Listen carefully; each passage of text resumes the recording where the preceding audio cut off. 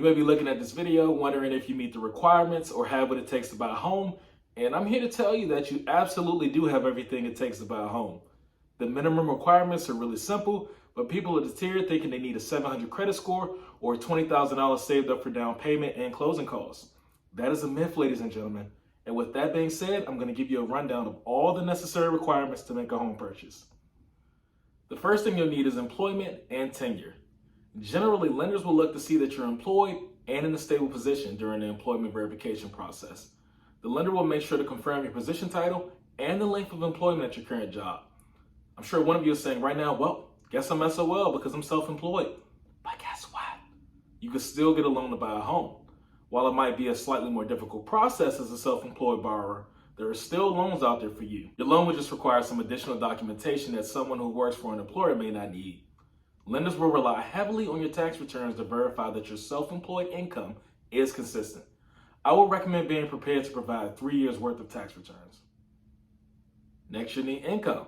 Of course, lenders want to review your salary to ensure you'll be able to pay back that loan.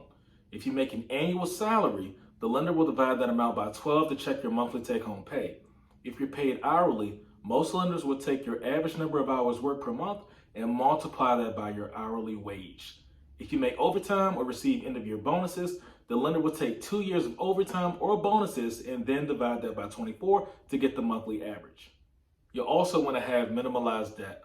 Like income, debt is an important part of the equation and is viewed as a ratio to your income. In other words, what percentage of your income are you spending on debt?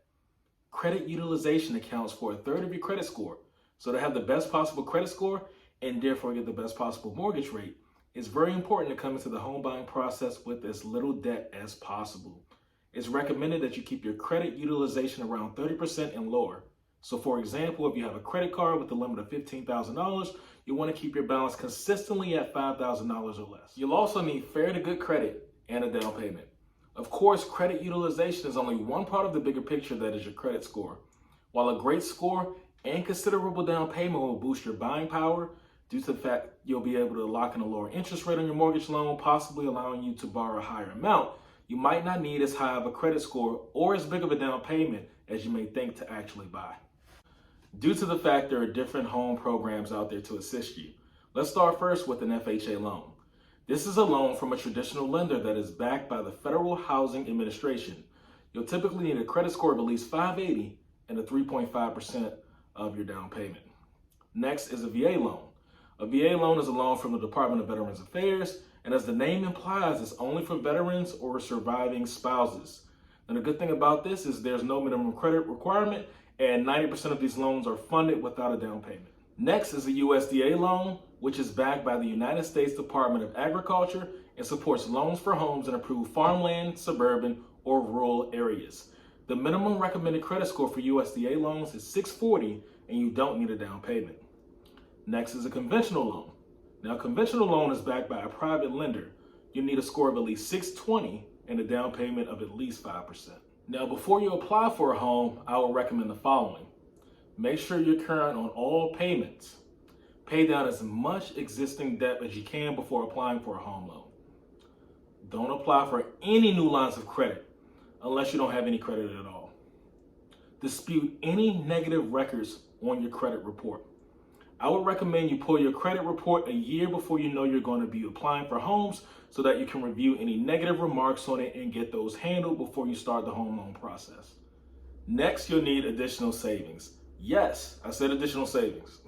While the down payment is the biggest portion of funds required to close on a home, there are still some other costs involved, including lender and broker fees. These cannot exceed 3% of the total purchase price of the home. Appraisal and home inspection. Expect to pay $300 to $1,000 depending on where you live. Attorney fees. Some states require that a lawyer be present during closing negotiations. This fee will vary widely based on the specific attorney's rates as well as location. Taxes. It's not unusual for a state to require the home buyer to fork over 2 months worth of city and county taxes as closing. Homeowners insurance. Most lenders will require you to buy homeowners insurance, and some will want you to pay for it a year in advance. Title and escrow fees. A title or escrow company will provide title insurance. Next, get pre-approved. You can't purchase a home without knowing how much home you can actually buy. Getting pre-approved is a very important step, as it allows the lender to consider your credit and income, so they'll be able to confirm you're cleared for a particular loan amount, and this matters a lot to the seller. A pre-approval lets them know you're serious and have financial accreditation to purchase. Lenders issue a pre-approval based only on information you estimate and provide, but some may require significantly more information and do a full verification or underwrite of your credit and financial records. This isn't a bad thing because the more verification that is completed, the stronger your pre-approval will be. And lastly, the most important thing you'll need to help you purchase a home is me as your real estate agent. That's right, me. I mean, what else did you expect me to say? But anyway, I hope this video was very helpful. I hope that you guys liked it. Make sure you like, comment, and subscribe. If you or anyone you know is interested in anything surrounding Maryland real estate, allow me to assist you. Y'all take care and be blessed.